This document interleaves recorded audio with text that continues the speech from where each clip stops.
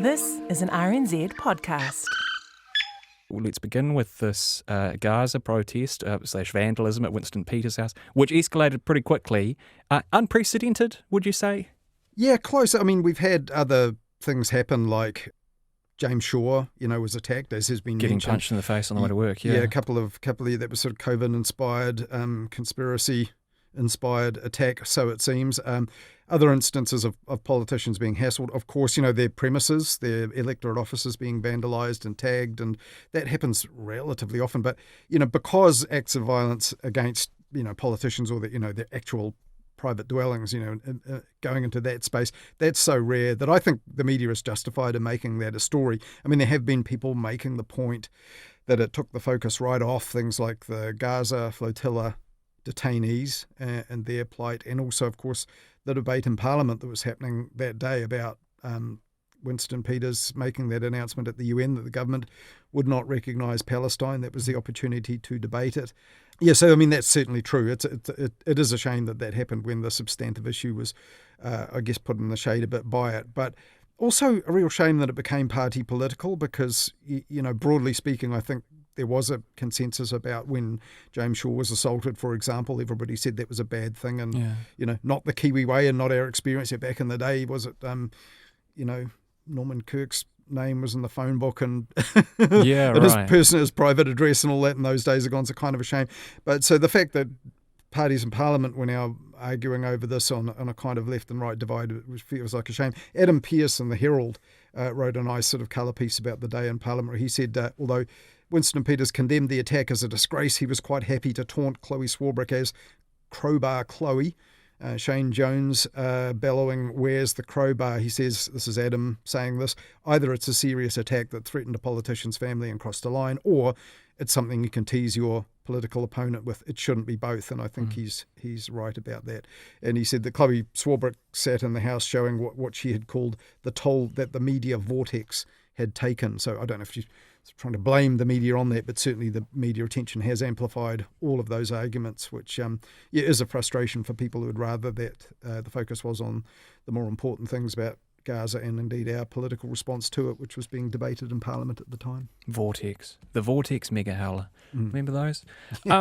All right, 1NZ also scraping ads featuring someone involved with the protest, Acacia O'Connor. Were you surprised by this? Yeah, really. I think that might be unprecedented. We've had, people have had to be removed from charity campaigns because things have emerged about their past. The White Ribbon campaign, I think, has had to lose 1 or 2 ambassadors for that reason. But an actual ad pulled like this, I'm not sure. I stand to be corrected. Maybe it's happened. But also weird that Nicola Willis kind of urged One New Zealand to act on it or suggested that they do. That's a strange one. And what they actually said, the words that 1NZ, formerly Vodafone, used in relation to media stories published today. Interesting. We don't back any behaviour that puts people's safety at risk. The recent actions of this actor don't line up with our values, so we've taken the character out of our advertising. I mean, it's an actor, it's acting, it's a role. I just find it quite surprising. But then again, I was thinking back when it was Vodafone, this is 2021, they pulled their advertising from what was then Radio Live. I think it was over John Banks, and he made comments about Stone Age Māori and other ethnicities too. And Vodafone took this big stand publicly. They launched an ethical ad policy, and I actually had a look at it. So I've saved it at the time. So maybe this has changed now that it's 1NZ. But this is the one, May 2021, this one came out. And it does say, we reflect Kiwi values, open-minded, tolerance, freedom of expression. We celebrate that, and people may hold different personal opinions, but it says we will never connect our brand with any advertising that is hateful or advocating action against any individual, group, race or organisation, any personal attack against an individual or group. They say that's not aligned with their values. So I guess they could say they put it in writing and it's consistent, but it's still a bit surprising and awkward that there was that political element from Nicola Willis. Acacia O'Connor did speak to various media outlets yesterday, expressed her regret to all of them. Yeah, I thought it was a brave move to actually front up and do a round of media interviews. They were pretty harsh interviews too, right? The interviewees didn't pull any punches. No, and one who had no sympathy and gave her a hard time on Zebby's Drive show. This is Heather Duplessis-Allen. Nobody is gonna criticize you for your position on Gaza. Most of us feel like that. It's the way that you're doing it. Listen, very quickly. Very glad to hear that most of you feel that way. Yeah, just pull your head in on this action, man. It's inappropriate. Yeah, pull your head in. So that was one of the more milder parts of it. It wasn't a shouting match or anything like that. But when Acacia O'Connor was trying to make statements or give a bit of background, Heather Duplessis-Allen was determined to keep it on, that making her take responsibility for something that, although she didn't throw the crowbar, that, had that effect as she saw it. So it was kind of, maybe hectoring is overstating it, but it was kind of close to it. But interestingly, here's another bit. Acacia O'Connor really kind of didn't take the bait. The mood was full of love, and mate, love is clearly bloody subjective in this case. I don't think that Jan on the inside is going to feel like there's love coming at her. Tell me that this is the last time it's going to happen, Acacia. Well, I am not an authority on that. Yeah, so Lion's Den stuff, I think, going into an interview like that, given that pretty much all politicians were obliged to say that, to condemn the action. And of course, she was part of it, had appeared at that Green Party press conference as well. So, yeah, difficult one. That interview reminded me a little bit of one that Heather Duplessis-Allen actually got sanctioned for by the BSA because it involved a school child who, a climate strike, and she really went for it because she'd been on a plane on a holiday to Fiji and kind of mocked her a bit. This was nothing like that, and of course this is not a person of that age, so but different. But yeah, in the end, actually quite an interesting exchange, and in other interviews, I think she sort of stood up for herself relatively well. But yeah, I think it's a tough one when something like that happens. You didn't cause it, you're part of the story, but to front up and talk about it, I thought was good. Let's talk a bit about RNZ and that critical role of RNZ Chief Audio Officer, which was mentioned several times in the Sutherland report. It's been filled. Pip Keen. Yeah, that's right, and a little quicker than some people thought. So Pip Keen, not a name maybe all that widely known in the public, a behind-the-scenes producer-type person or from that background, and now in an executive role. Very well known in the industry. Absolutely, very well known in the media, has been around the trap. So executive producer for a long time of the Campbell Live program, John Campbell, Carol Hirschfeld back in the day, TV3, when we had, do you remember those days? We had halcyon times. Yeah, it was the last year of Campbell Live was actually my year of journalism school. Oh, is that right? Yeah, wow. So it was a big kind of thing. It was like, wow, holy moly, look at this. Yeah, well, they were significant, influential programs, part of public life, really. She's also worked at Radio Live. Paul Holmes, I think, producer when he was at TVNZ, Sky and Prime. So the bio says, which I didn't realise. But for 10 years now, she's been at RNZ, executive producer of Checkpoint, of course, which brought John Campbell across for a time. So they were back again together. Then editor of multimedia programs, editor of news programs, and then interim head of radio here. So up through all those roles. So the role is, the big job is this targeting now of the available audience for radio, because as we know, and the Sutherland report that you mentioned there was all about that. RNZ's former head of news saying RNZ needs to shore up its audience, make urgent changes, get that available audience, which is, they're saying, 50 plus, and lift standards and so on. And the other thing, Auckland, for so long RNZ has struggled to build a live radio audience for RNZ National in particular in Auckland, and keep pace with the growth of the super city. And so that's a big part of this job too. And she can start on it, next week. So it's not like, if they recruited someone from overseas who couldn't start till January, or someone else that had to work out their time at another broadcaster. So yeah, that's interesting. Two very long-serving RNZers have left in the past week. Many decades of experience between these two. Yeah, absolutely. So Simon Dickinson is a name few people will know, perhaps. He was a news journalist and a name from long ago, but he's been well and truly behind the scenes working for almost 50 years, not quite, but almost, at RNZ. He's been helped out so many of us with our technology. A real stalwart, incredibly patient guy who will be much missed. He left on Thursday last week, had a big do. 24 hours later, Martin Gibson, the boss at Morning Report since 1999, since the last millennium. And his Incredible father man. was the editor before him, wasn't he? Yeah, that's right. In fact, I think he was, I think Martin did explain this, a kind of co-editor, so it wasn't the sole editor. But yeah, certainly that is an extraordinary kind of legacy. But yeah, both of them, decades and decades and decades of experience in their different ways and contributions. And yeah, they were quite emotional farewells, and people, who had left RNZ many moons ago came back, some who I knew, some even before my time, that long ago. You say this face is glorious, but it's got more lines on it than when I started. We had different initials back then, didn't we? I mean, Simon Dickinson, a word for Simon Dickinson, I feel, who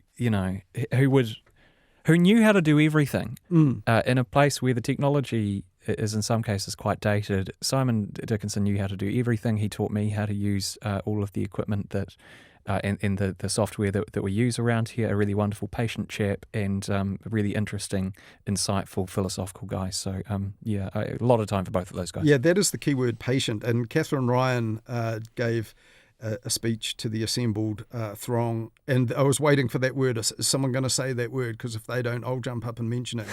But she mentioned. But the other thing is, I hope I'm not going to embarrass him here. But in all the years, I've never really seen him ever kind of exasperated. I mean, tech goes wrong, things go wrong.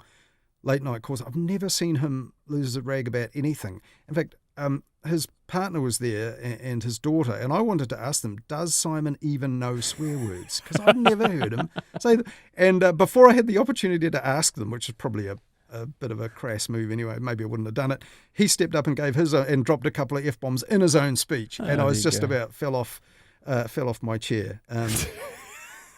Yeah, unsurprised. But yeah, a great guy, helped so many people, and Martin too. I mean, so many people work with him, and it was pretty emotional. The people that work with him now, there were tears. There were tears. Yeah, no ambiguity as to whether Martin knew swear words. That's for sure. All right, let's move on. In two pieces of media news that came out just today, Colin. Firstly, funding looking uncertain for Māori news shows, the Hui and Te Kārere. What do we know about this? Yeah, so this is an interesting one. So the Hui is, that's used to screen on 3, I think actually still does, but Whakaata Māori Television runs it. It's also available on the Stuff website, so it's now a multimedia production. It's a weekly Māori Issues Current Affairs show presented by Julian Wilcox. That is funded in part by Te Mangai Pāho, the Māori Broadcasting Funding Agency, and that it seems that that's not going to get the funding that it's had,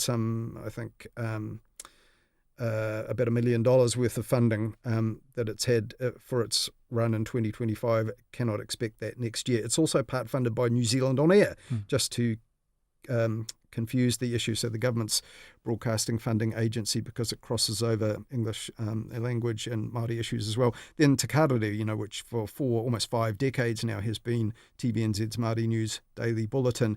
Te Mangai Pāho is also saying they will not be funding that next year either to the same level. So discussions are going on about that. So it seems the long and short of it is both shows will probably carry on, but they will have to find some of their content and some of their funding in different ways. And the Hui show is produced by Great Southern Television, and they have said, look, we will find a way, we will slice and dice, we'll find a funding source, we'll cut the number of episodes down to possibly 26, so half the year.